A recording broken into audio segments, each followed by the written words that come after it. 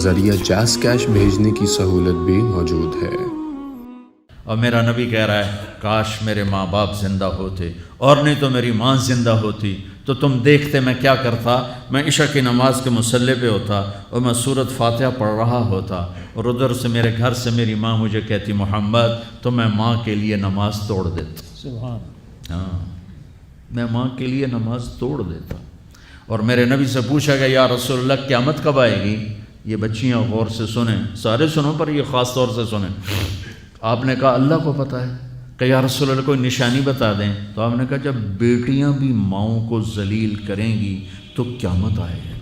جب بیٹیاں بھی ماؤں کو ذلیل کریں گی تو قیامت، ان تلد الامۃ ربتہا، جب ماں کے ساتھ بیٹیاں نوکر جیسا سلوک کریں گی، نوکرانی جیسا سلوک کریں گی تو قیامت کے نکارے پہ چوٹ پڑ کے رہے گی۔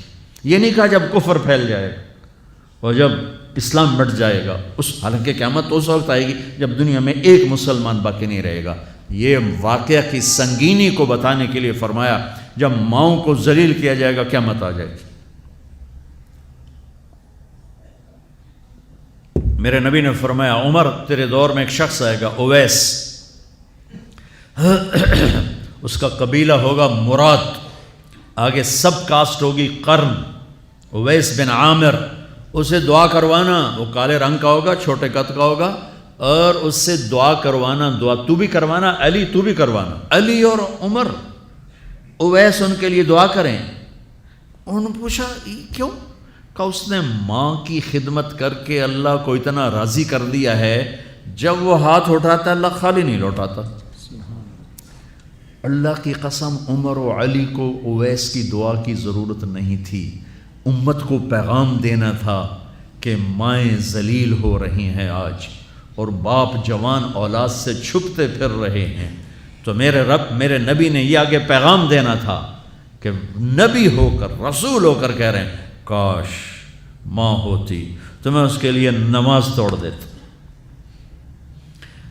آپ کو 8 عورتوں نے دودھ پلایا والدہ سمیت، ان میں ایک ایمن بھی ہیں، آپ کے والد کی باندی۔ تو گھر میں تشریف فرما تھے، ایمن بیٹھی تھی حضرت عائشہ، تو ایمن کہنے لگی یا رسول اللہ پانی تو پلا دیں۔ تو اللہ کے نبی ایک دم اٹھے، تو حضرت عائشہ ناراض ہو گئی، ایمن اللہ کا رسول کو کہتی پانی پلا، تو اور کیوں نہ کہوں، میرا بیٹا ہے، میں نے دودھ پلایا ہے۔ تو حضرت میرے نبی نے کہا ہاں ہاں عائشہ یہ میری ماں ہے، اس کا میں نے دودھ پیا ہے۔ آپ اٹھے، گھڑے میں سے پانی بھر کے یوں دونوں ہاتھوں سے حضرت ایمن کو پیش کیا جو حبشی باندی تھی، چونکہ دودھ پیا ہے تو ماں کا لفظ صادق آ گیا۔ تو بجائے اس کے کہ برا مناتے، آپ خادم بن کے اپنی ماں کو، دودھ پلانے والی ماں کو آپ نے، حضرت حلیمہ سعدیہ تشریف لائیں، آپ نے اپنی چادر بچھا کر اس کے اوپر بٹھایا۔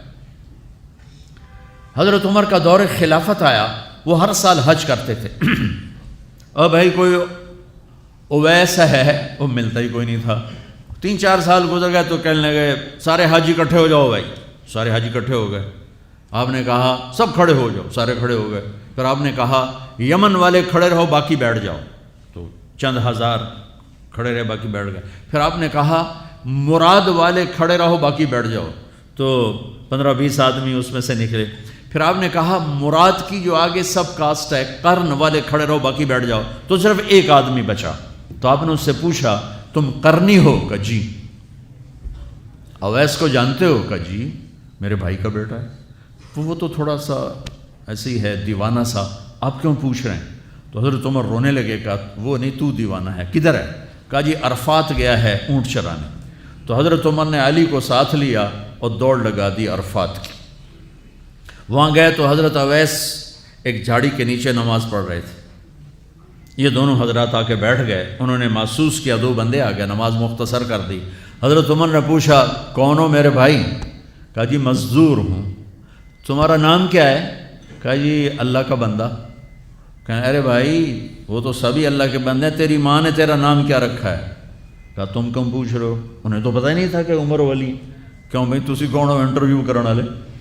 تو مولا علی نے کہا یہ ہیں عمر بن خطاب امیر المومنین اور میں ہوں علی بن ابی طالب. پھر وہ ہل گئے, کہنے لگی میں معافی چاہتا ہوں, میں پہلی دفعہ آیا ہوں, مجھے تو پتہ ہی کوئی نہیں ہے. تو حضرت عمر نے فرمایا تم اویس بن عامر ہو کچھ؟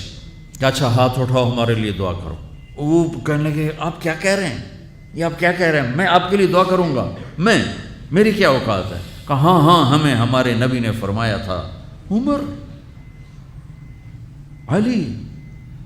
علی جنت میں تیرا گھر میرے گھر کے سامنے ہوگا, اس کے بعد کسی کی دعا کی ضرورت ہے؟